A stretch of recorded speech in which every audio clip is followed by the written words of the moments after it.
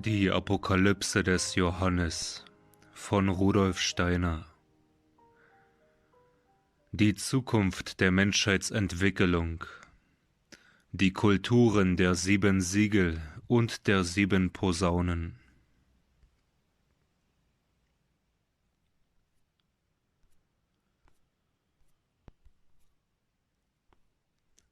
Wenn jetzt schon wiederholt davon gesprochen worden ist, dass unsere 7 Kulturstufen ihr Ende finden werden durch den Krieg aller gegen alle, so müssen wir uns einen solchen Krieg aller gegen alle eigentlich ganz anders vorstellen, als man bis jetzt gewohnt ist, sich Kriege vorzustellen. Wir müssen nur einmal ins Auge fassen, was die Grundlage, die eigentliche Ursache dieses Krieges ist. Diese Grundlage oder Ursache ist das Überhandnehmen des Egoismus, der Ich-Sucht, der Selbstheit der Menschen. Und wir sind ja nunmehr in unseren Betrachtungen so weit fortgeschritten, dass wir gesehen haben, welch zweischneidiges, scharfes Schwert dieses Ich des Menschen ist. Wer nicht begreift, dass dieses Ich ein zweischneidiges Schwert ist, der wird kaum den ganzen Sinn der Menschheits- und Weltenentwicklung verstehen.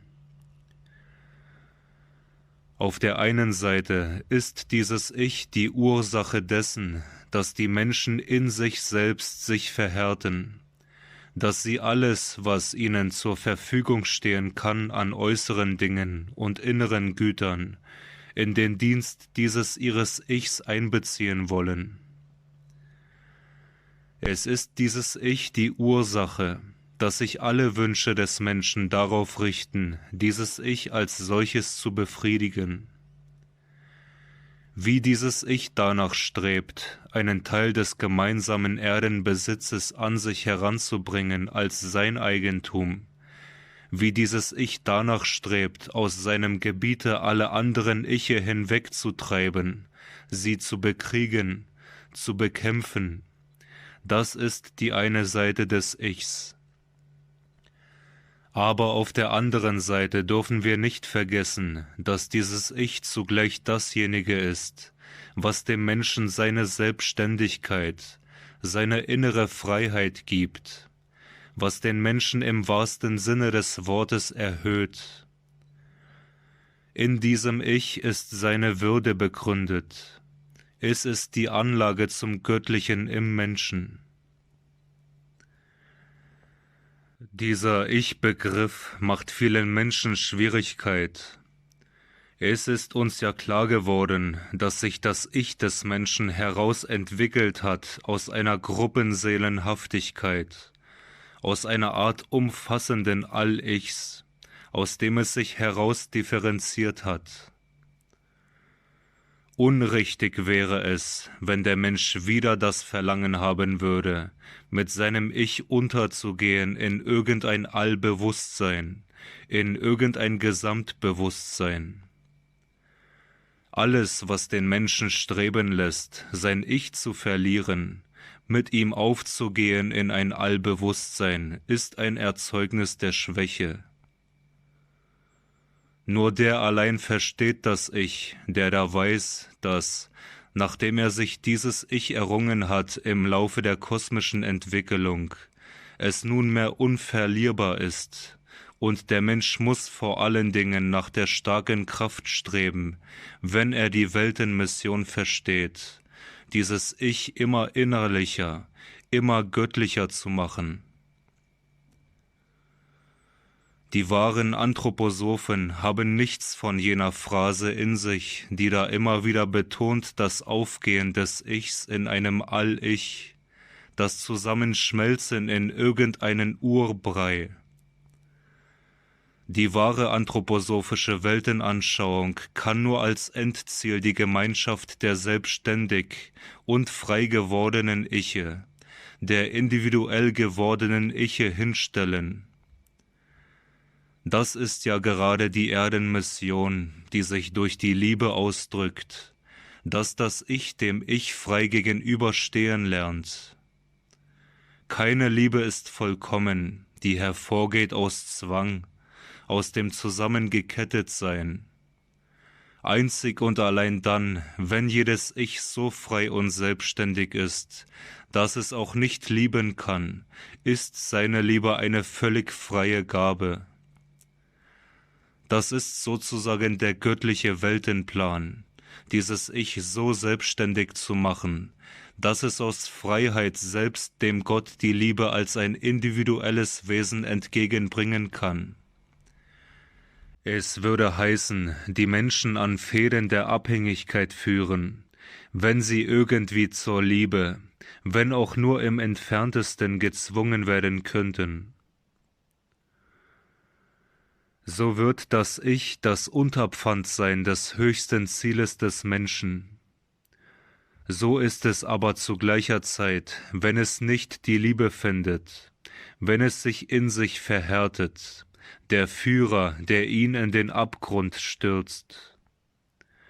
Dann ist es dasjenige, was die Menschen voneinander trennt, was sie aufruft zum großen Krieg aller gegen alle, nicht nur zum Krieg der Völker gegen die Völker, denn der Volksbegriff wird dann gar nicht mehr die Bedeutung haben, die er heute hat, sondern zum Kriege des Einzelnen gegen den Einzelnen auf den mannigfaltigsten Gebieten des Lebens, zum Kriege der Stände gegen die Stände, der Kasten gegen die Kasten, der Geschlechter gegen die Geschlechter. Auf allen Gebieten des Lebens wird also das Ich zum Zankapfel werden, und daher dürfen wir sagen, dass das Ich auf der einen Seite zum Höchsten und auf der anderen zum Tiefsten führen kann. Deshalb ist es ein scharfes, zweischneidiges Schwert. Und derjenige, der da den Menschen gebracht hat, das volle Ich-Bewusstsein, der Christus Jesus, er wird, wie wir gesehen haben, symbolisch in unserer Apokalypse mit Recht dargestellt als derjenige, der das scharfe, zweischneidige Schwert im Munde hat. Wir haben es ja als hohe Errungenschaft des Menschen hingestellt, dass er zu diesem freien Ich-Begriff gerade durch das Christentum hat aufsteigen können. Der Christus Jesus hat dieses Ich in vollem Umfange gebracht. Daher muss dieses Ich gerade durch das scharfe, zweischneidige Schwert ausgedrückt werden, das Sie aus dem einen unserer Siegel kennen. Und dass dieses scharfe, zweischneidige Schwert aus dem Munde des Menschensohnes geht, das ist wieder begreiflich, denn als der Mensch mit vollem Bewusstsein aussprechen gelernt hat, das Ich, da war es ihm gegeben, auf das Höchste hinaufzusteigen, in das Tiefste hinunterzusinken. Das scharfe, zweischneidige Schwert ist eines der wichtigsten Symbole, die uns in der Apokalypse entgegentreten. Siehe erstes Siegel. Wenn wir nun uns klar sind über das, was am Schlusse der letzten Betrachtung an uns herangetreten ist, dass auf unsere jetzige Kultur diejenige folgen wird, die in den Sendschreiben charakterisiert ist durch die Stadt Philadelphia, so müssen wir uns vor allen Dingen merken, dass aus dieser 6. Kulturstufe diejenigen Menschenseelen genommen werden, die hinüber zu leben haben in das folgende Zeitalter. Da, nach dem Kriege aller gegen alle, wie wir oft schon betont haben, wird sich ja ausleben in den Gesichtern, was sich in der Seele der Menschen in unserer Zeit vorbereitet. Von ganz geringer Wichtigkeit wird die sogenannte 7. Kulturstufe sein. Wir leben also in der 5. Kulturstufe. Dann folgt die 6., aus der herausgehen wird eine Anzahl von Menschen voll Verständnis für die spirituelle Welt, durchdrungen von jener Gesinnung der Bruderliebe, die gerade aus der spirituellen Erkenntnis folgt. Die reifste Frucht unserer gegenwärtigen Kultur wird in dieser 6. Epoche erscheinen. Und was darauf folgt, wird sein, was lau ist, was nicht warm und nicht kalt ist. Was als 7. Stufe folgt, ist sozusagen in der gesamten Kultur etwas wie eine überreife Frucht, wie etwas, was hinüberlebt über den großen Kriege aller gegen alle, aber kein Prinzip des Fortschrittes in sich enthält. So war es auch, als unsere Kultur entstanden ist. Denken wir zurück an die Zeit vor der Atlantischen Flut. Wir haben gesagt, es war im letzten Drittel der atlantischen Zeit, die die Menschen ja auf den Boden durchlebten, der heute vom Atlantischen Ozean bedeckt ist, als sich ein kleines Häuflein in der Nähe des heutigen Irland bildete, das zur höchsten Kulturstufe der Atlantis gekommen war und das dann auszog nach dem Osten, von wo aus alle späteren Kulturen ausgegangen sind. Fassen wir das so recht ins Auge, denken wir uns diesen Fleck Erde, der heute jenes Meer bildet im Westen von Irland. Denken wir uns von da ausgehend einen Volksstrom, der nach Osten wandert und von dem aus eine Menge Volksstämme ziehen, die dann Europa bevölkern. Alles, was an europäischer Bevölkerung da ist, das ist von daher gekommen. Der begabteste Teil der Atlantier zog nach Zentralasien. Von da gingen die verschiedenen Kulturen aus, die wir beschrieben haben, bis zu uns herein. So also sehen Sie, dass von einem kleinen Häuflein atlantischer Leute unsere gegenwärtige Kultur ihren Ursprung genommen hat. Aber auch diese atlantische Kultur hatte 7 aufeinander folgende Stufen, gerade so wie unsere Kultur 7 Stufen hat, die wir kennen als die altindische, altpersische, assyrisch, babylonisch, chaldäisch, ägyptisch, jüdische, die griechisch-lateinische, die unsrige und 2 weitere. Und es war in der 5. atlantischen Kulturstufe, als diese Wanderung begann, so dass die auserlesenste Bevölkerung der alten Atlantis, die unserer Kultur zugrunde liegt, aus der 5. atlantischen Rasse, in der Atlantis dürfen wir von Rassen sprechen, genommen ist. Es folgte noch eine 6. und eine 7. Rasse. Das waren sozusagen die lauen Rassen.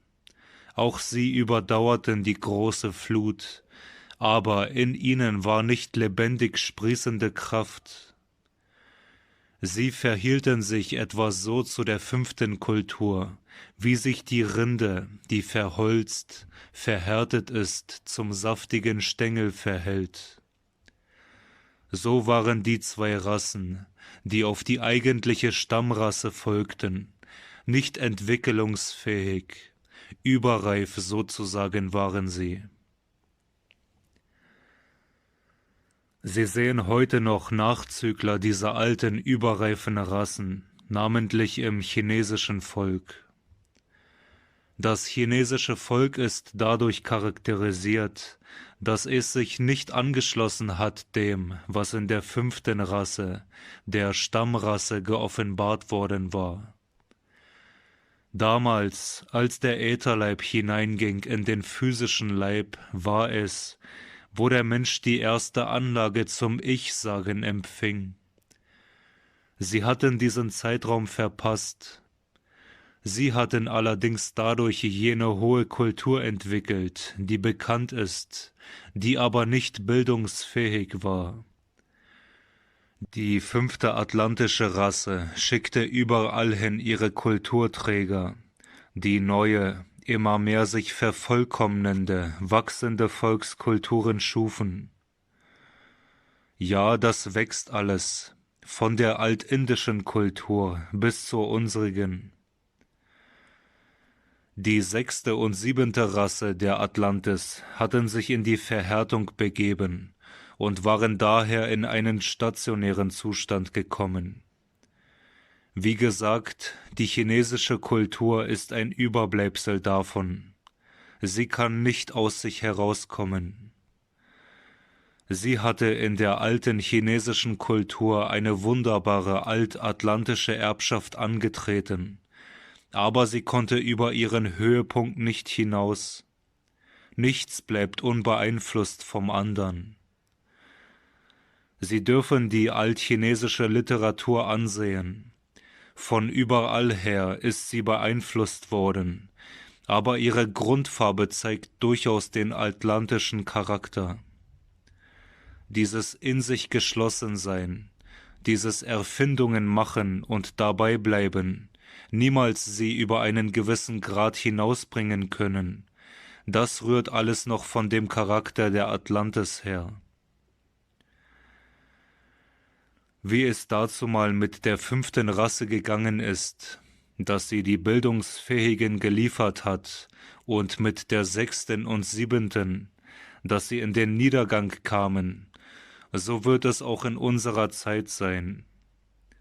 Jetzt leben wir noch mit aller Sehnsucht hin zur 6. Kultur, zu dem, was so geschildert werden muss, dass es aus der spirituellen Ehe zwischen dem Westen und dem Osten sich bildet.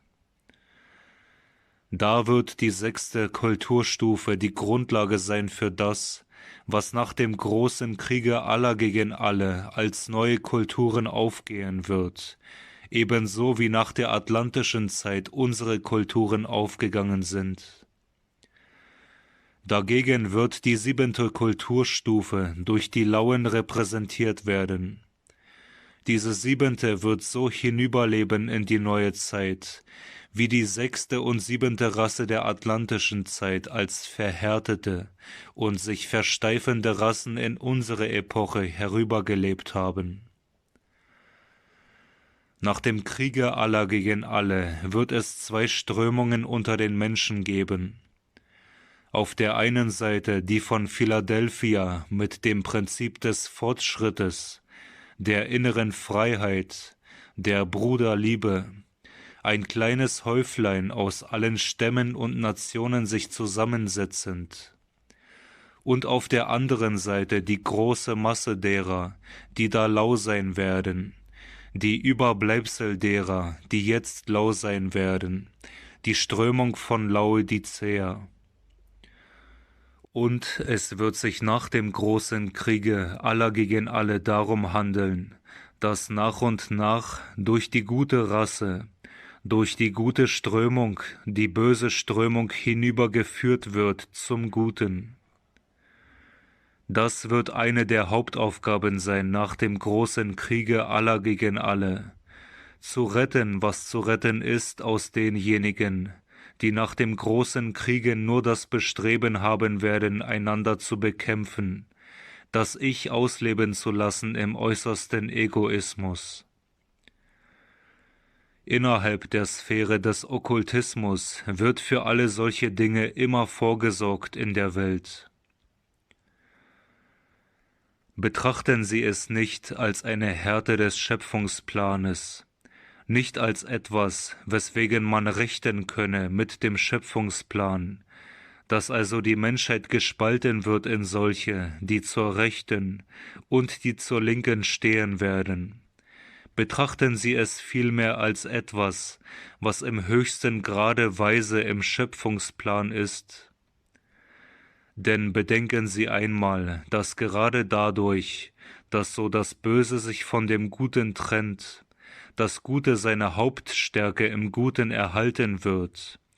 Denn es wird das Gute sich nach dem großen Kriege aller gegen alle jede nur mögliche Anstrengung geben müssen, um die Bösen in dem Zeitraum, in dem es noch möglich sein wird, wieder herüberzuziehen.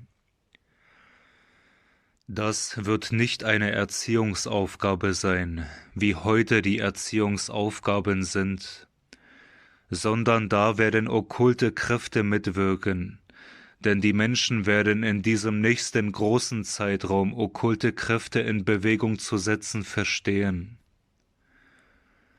Die Guten werden die Aufgabe haben, auf ihre Mitbrüder der bösen Strömung zu wirken. Und in den okkulten Weltenströmungen wird dieses alles vorbereitet. Nur versteht man die tiefste aller okkulten Weltenströmungen am allerwenigsten. Die Weltenströmung, die das vorbereitet, sagt Folgendes zu ihren Schülern.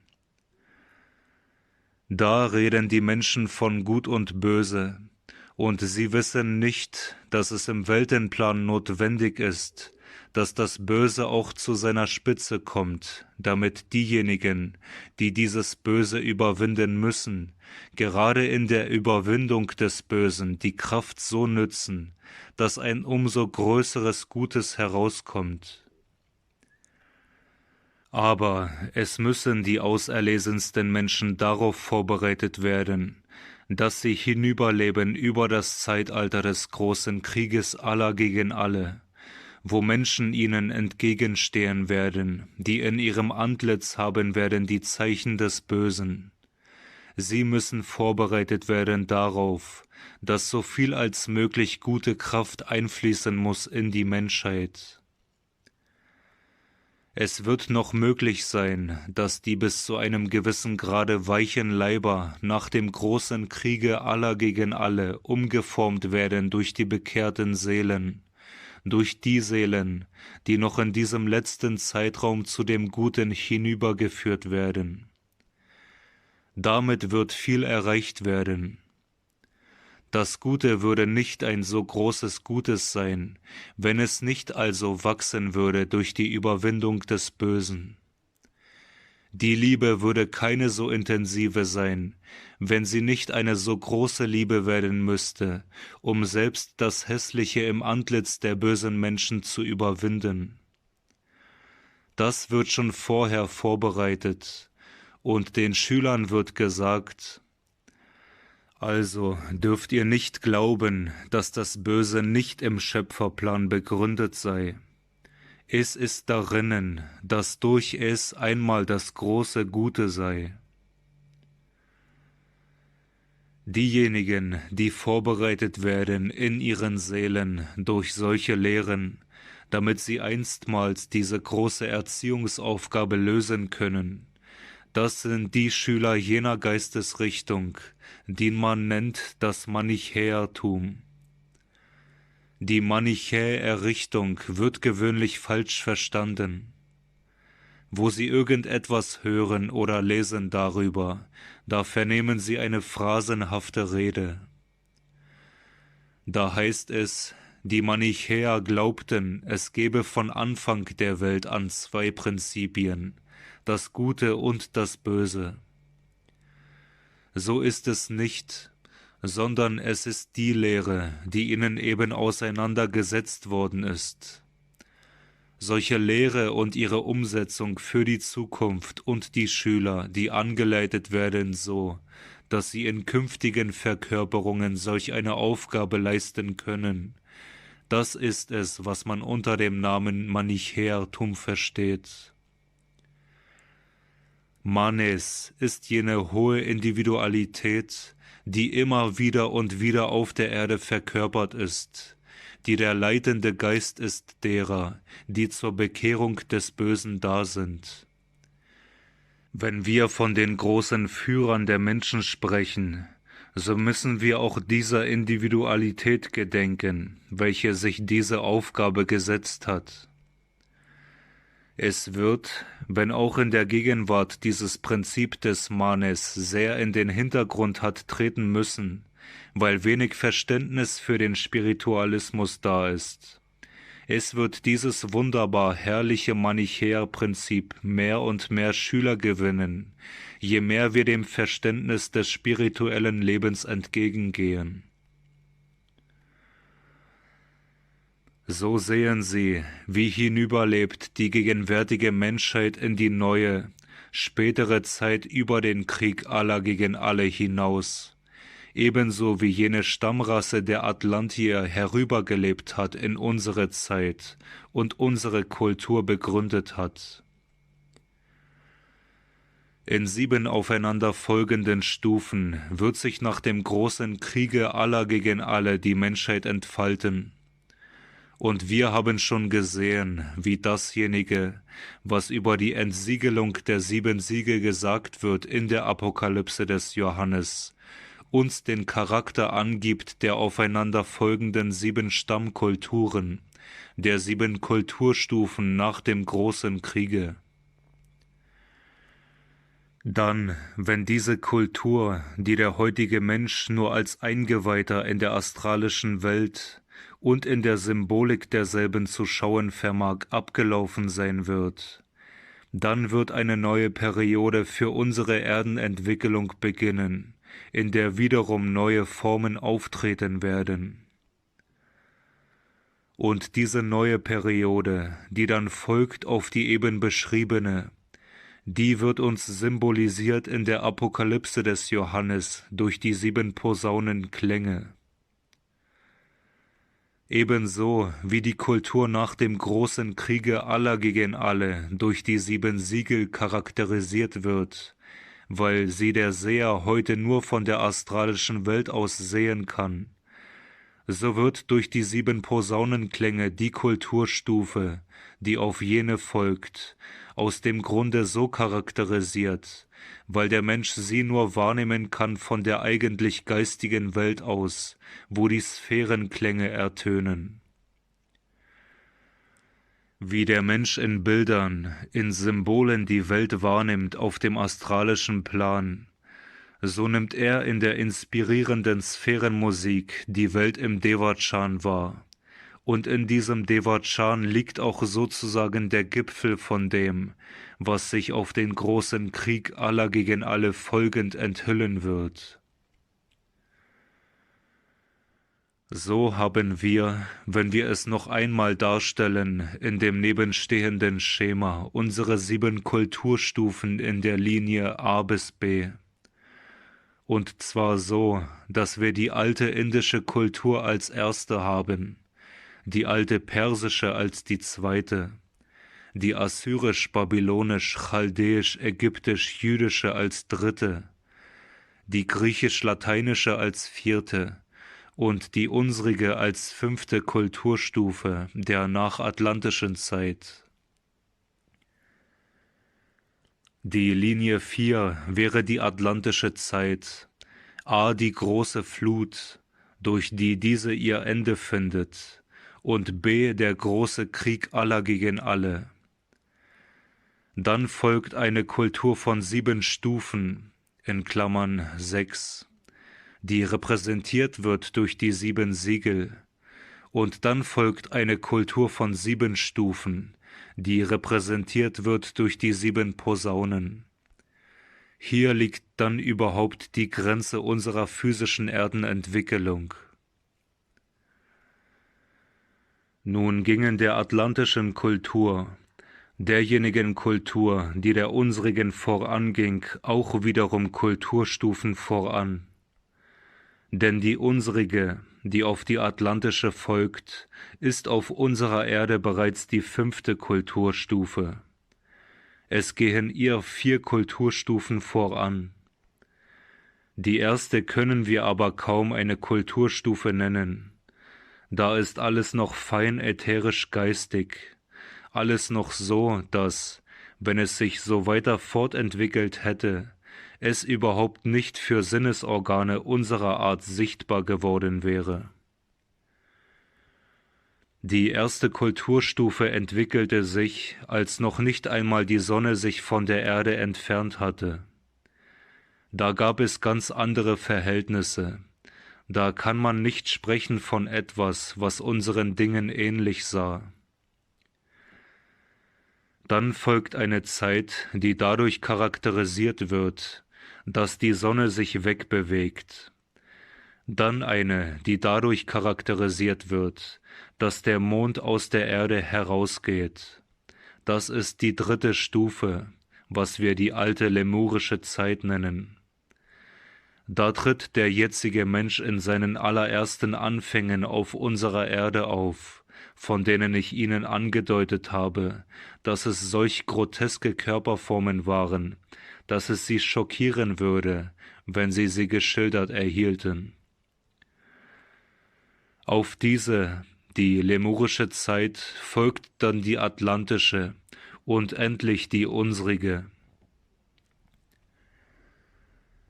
So sehen Sie, dass wir 7 Kulturstufen haben auf unserer Erde, 7 Entwicklungsperioden der Erde.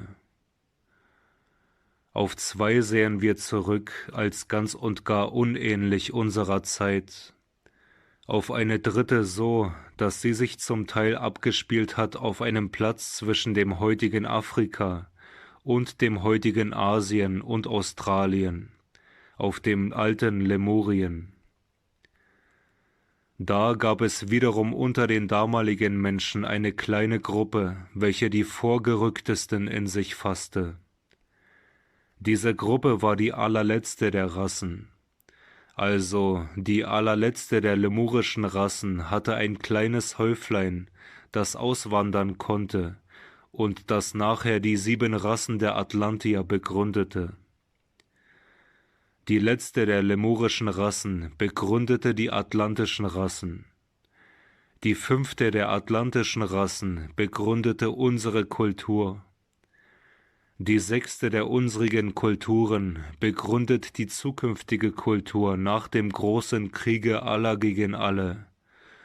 Und die allerletzte dieser Kulturen wird diejenigen zu begründen haben, die durch die 7 Posaunen angedeutet wird. Und nach dieser Kultur, was wird dann geschehen? Da ist unsere Erde zunächst am Ziel ihrer physischen Entwicklung angelangt. Da werden sich alle Dinge und Wesenheiten auf unserer Erde umgeändert haben. Denn wenn wir schon sagen müssen, dass in dem 6. Zeitraum die Menschen auf ihrem Antlitz ihr Gutes und ihr Böses tragen werden, dann werden wir umso mehr von jenem 7. sagen müssen, dass der Mensch in seiner Gestalt und alle Wesen in ihrer Gestalt ein Ausdruck sein werden des Guten und des Bösen in viel höherem Maße noch als in dem 6. Zeitraum. Alles, was Materie ist, wird den Stempel des Geistes tragen. Nichts wird in diesem 7. Zeitraum so sein, dass es irgendwie verhüllt werden könnte. Es ist schon für die Bewohner des 6. Zeitraumes nicht möglich, dass sie demjenigen, der den Blick dafür hat, etwas verhüllen. Der Böse wird ausdrücken das Böse, der Gute das Gute. Aber in dem 7. Zeitraum wird es nicht einmal möglich sein, durch die Sprache zu verhüllen, was in der Seele ist. Der Gedanke wird nicht mehr ein stummer Gedanke sein, der verborgen werden kann. Wenn die Seele denkt, wird sie auch den Gedanken nach außen erklingen lassen. Er wird dann so sein, wie dieser Gedanke schon heute ist für den Eingeweihten. Für den Eingeweihten erklingt der Gedanke heute im Devachan. Aber dieses Devachan wird heruntergestiegen sein bis in die physische Welt, so wie die astralische Welt heruntergestiegen sein wird bis in die physische im 6. Zeitraum. Heute schon ist der 6. Zeitraum zu finden in der astralischen Welt, der 7. in der himmlischen Welt. Der 6. Zeitraum ist die heruntergestiegene astralische Welt, das heißt die Abbilder, die Ausdrücke, die Offenbarungen davon. Der 7. wird sein die heruntergestiegene himmlische Welt, der Ausdruck derselben. Und dann wird die Erde am Ziele ihrer physischen Entwicklung angelangt sein. Dann verwandelt sich die Erde in einen astralischen Himmelskörper. Alles, was an der Erde ist als Wesen, verwandelt sich in einen astralischen Himmelskörper. Die physische Substanz verschwindet als physische Substanz. Sie geht in dem Teil, der bis dahin die Möglichkeit gefunden hat, sich zu vergeistigen, über in den Geist, in die astralische Substanz. Also denken Sie wohl, alle diejenigen Wesenheiten der Erde, welche bis dahin die Möglichkeit gefunden haben, in ihrer äußeren materiellen Gestalt auszudrücken das Gute, das Edle, das Intellektuelle, das Schöne, die in ihrem Antlitz einen Abdruck zeigen werden des Christus Jesus, die in ihren Worten einen Ausdruck zeigen werden des Christus Jesus, die da tönen werden als tönende Gedanken. Alle die werden die Macht haben, das, was sie an physischer Materie in sich haben, aufzulösen, wie laues Wasser Salz auflöst. Alles Physische wird übergehen in eine astralische Weltenkugel. Dasjenige aber, was bis dahin es nicht so weit gebracht hat, in dem Materiellen, in dem Körperlichen ein Ausdruck des Edlen, Schönen, Intellektuellen, des Guten zu sein, das wird nicht die Kraft haben, die Materie aufzulösen. Für das wird die Materie bestehen bleiben, das wird sich verhärten in die Materie, das wird behalten materielle Gestalt. Es wird an dieser Stelle der Erdenentwicklung stattfinden ein Aufstieg ins Geistige mit lauter Gestalten, die in diesem astralischen leben werden und die ausscheiden werden aus sich eine andere materielle Kugel, eine Kugel, welche die Wesen enthalten wird, die unbrauchbar sind für den Aufstieg, weil sie nicht das Materielle auflösen können. So wird unsere Erde ihrer Zukunft entgegenleben. So wird sie in ihrer Materie sich immer mehr verfeinern, indem die Seele von innen heraus diese Materie allmählich verfeinert, bis sie die Kraft erhält, sie aufzulösen.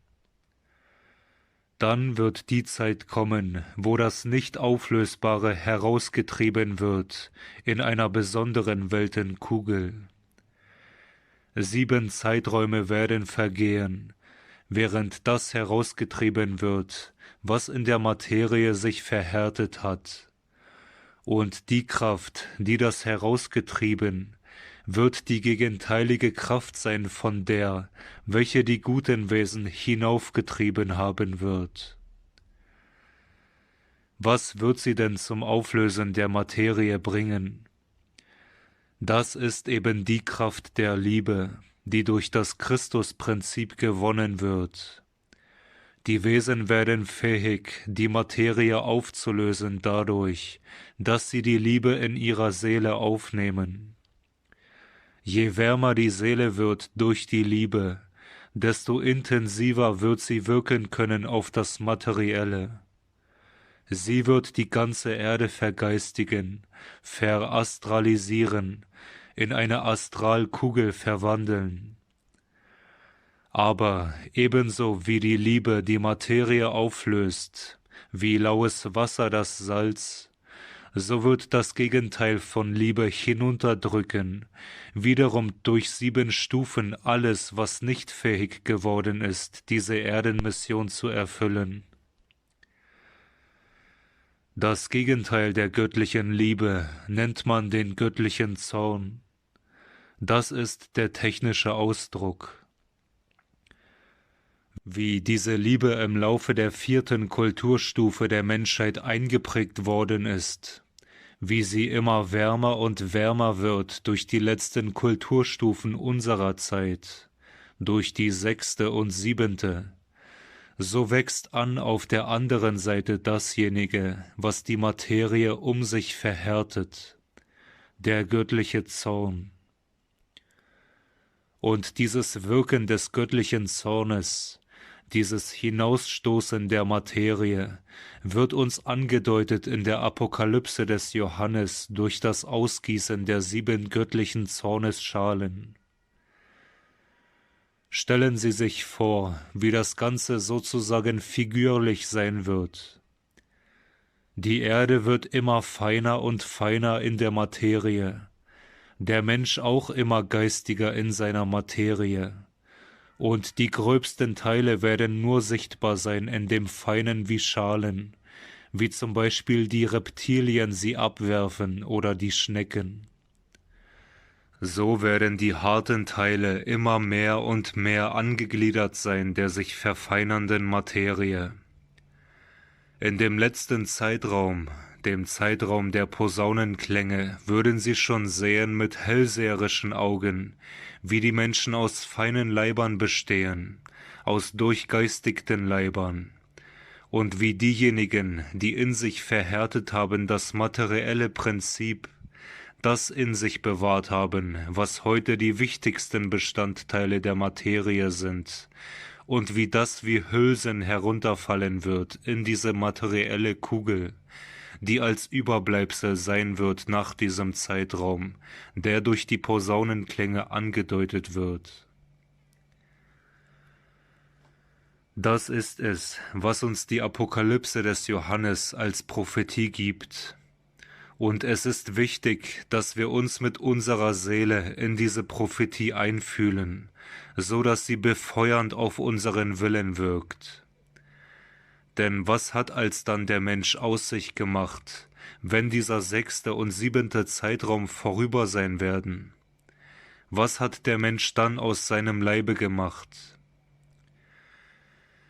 Wenn wir jetzt den menschlichen Leib ansehen, so ist er noch nicht der Ausdruck der inneren Seele. Aber immer mehr und mehr wird der Leib ein Ausdruck dessen werden, was die Seele in ihrem Innern erlebt. Dadurch wird das äußere Leibliche ein Ausdruck des Guten, das der Mensch aufnimmt, die höchste Botschaft, die höchste Lehre, die es auf dieser Erde gibt. Und diese höchste der Lehren ist die Botschaft von dem Christus Jesus auf der Erde. Das Höchste, das uns gegeben werden kann, ist die Botschaft von Christus Jesus. Wohl müssen wir sie aufnehmen und nicht bloß mit dem Verstand. Wir müssen sie in unser Innerstes aufnehmen, wie man die Nahrung im physischen Leibe aufnimmt. Und indem die Menschheit sich durch diese Kulturstufe hinüberentwickelt, wird sie immer mehr und mehr die frohe Botschaft in ihr Inneres aufnehmen. Und gerade die Aufnahme der Botschaft der Liebe wird sie als das Ergebnis der Erdenmission zu betrachten haben. In den Evangelien, in dem Buche, ist die Kraft der Liebe enthalten, alle Kraft der Liebe. Und der Seher kann nichts anderes sagen als: Ich sehe im Geiste eine Zeit vor mir, wo dasjenige, was im Evangelium ist, nicht mehr in einem Buche draußen sein wird, sondern wo das verschlungen sein wird vom Menschen selber. Unsere Erdenentwicklung beruht auf zweierlei. Unserer Erde ist vorangegangen dasjenige, was wir nennen den Kosmos der Weisheit, und ihm ist vorangegangen dasjenige, was wir nennen, das Wort sagt freilich nicht viel, aber wir müssen es gebrauchen, weil es gebräuchlich geworden ist, den Kosmos der Stärke, der Kraft. Weisheit und Stärke ist es, was die Erde als Erbschaft von früheren Entwicklungsstufen, vom alten Mond und der alten Sonne übernommen hat. Wir werden sehen, wie innerhalb unserer Erdenentwicklung das auch zum Ausdruck kommt dadurch, dass wir die erste Hälfte der Erdenentwicklung nach dem Vertreter der Sonnenkraft, dem Mars, benennen. Denn jetzt brauchen wir nur zu bedenken, dass wir innerhalb unserer Erdenentwicklung im Mars dasjenige haben, was der Erde eingepflanzt hat, das Eisen. Wir sehen im Mars den Bringer von Stärke. Und in dem, was die zweite Hälfte der Erdenentwicklung beherrscht, haben wir den Stellvertreter der alten Mondenentwicklung, den Merkur, welcher der Erde die alte Erbschaft des Mondes, die Weisheit einverleibt. So setzt sich uns die Erdenentwicklung zusammen aus Mars- und Merkurentwicklung.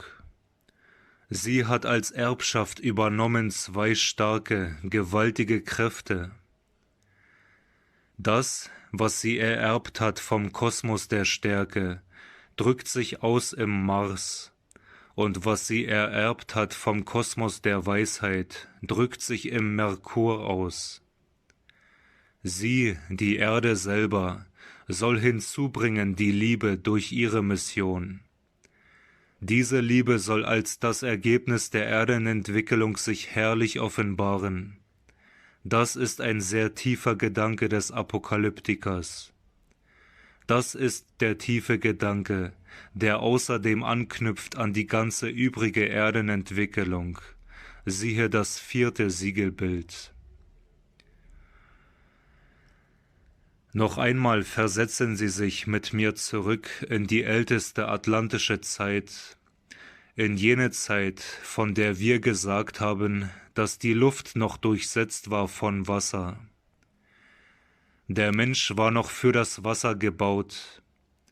In der Mitte der Atlantis erst ist er so weit, dass er sich dem Wasser entreißt und den festen Boden betritt. Bis zu der Zeit, wo die Erde in der Mitte ihrer Entwicklung war, müssen wir das Wasser ebenso als den Träger der menschlichen Entwicklung auffassen, wie später die feste Erde. Die feste Erde wurde sozusagen erst später der Schauplatz der Menschen.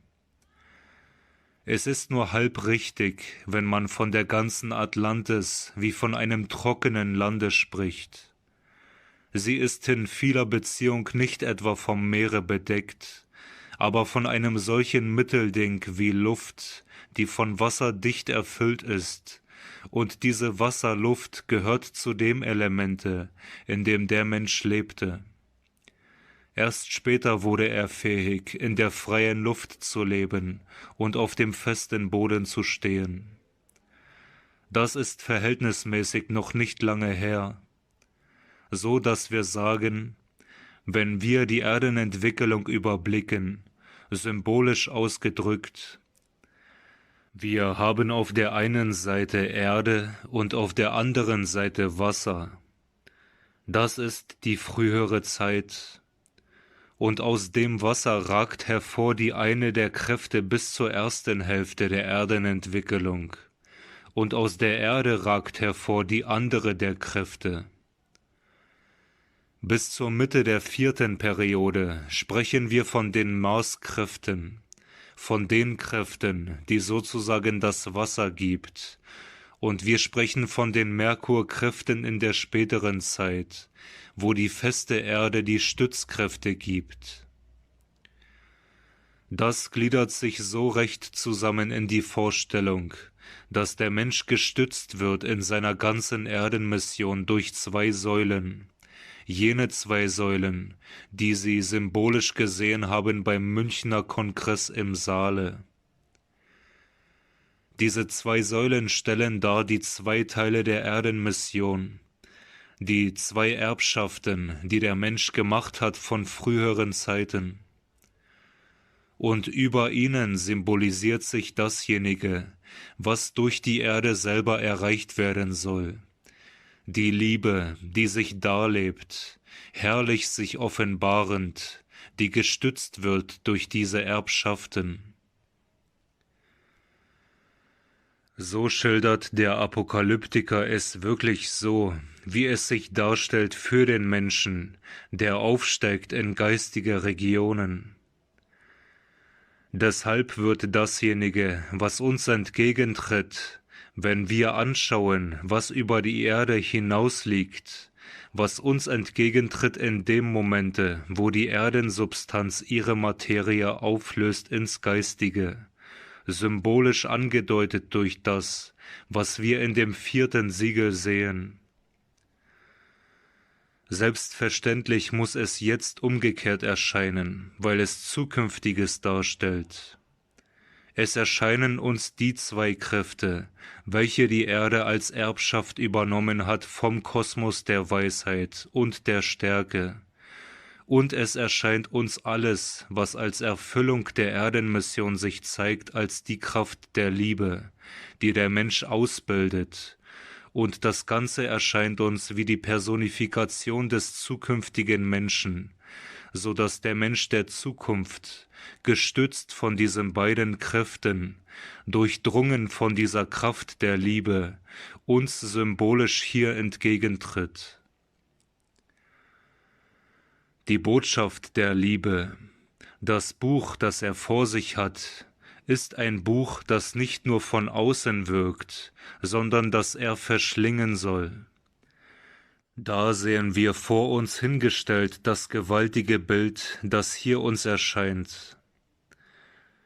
Und ich sah einen anderen Kraftengel, das heißt ein Wesen, das so dargestellt wird, weil es schon über dem heutigen Menschen steht, von den geistigen Sphären herabkommen. So sieht es der Seher. Der war mit einer Wolke bekleidet, und sein Antlitz war wie die Sonne, und seine Füße wie Pfeiler, feurige Pfeiler.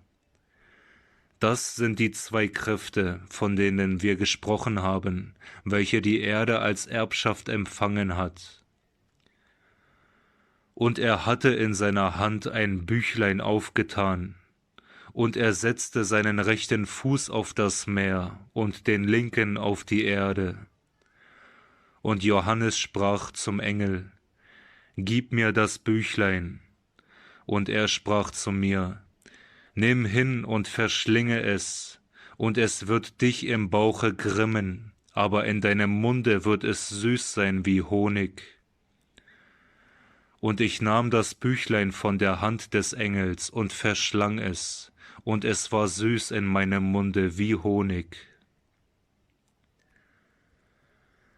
Da haben wir das, was uns gesagt werden muss, als die Empfindung, die auftritt im Seher, wenn er seinen Blick hinrichtet auf den Punkt, wo die Erde aus dem physisch-materiellen ins astralisch-geistige übergeht, wo die Erdenmission erreicht ist. Und wenn der Seher dies sieht, dann lernt er, was wirklich mit dieser Botschaft der Liebe zusammenhängt, die als Impuls auf der 4. Kulturstufe hereingezogen ist. Er lernt schon im heutigen Leben, wie der Apokalyptiker es gelernt hat, was Seligkeit ist und was der Menschheit als Seligkeit vorangestellt werden kann.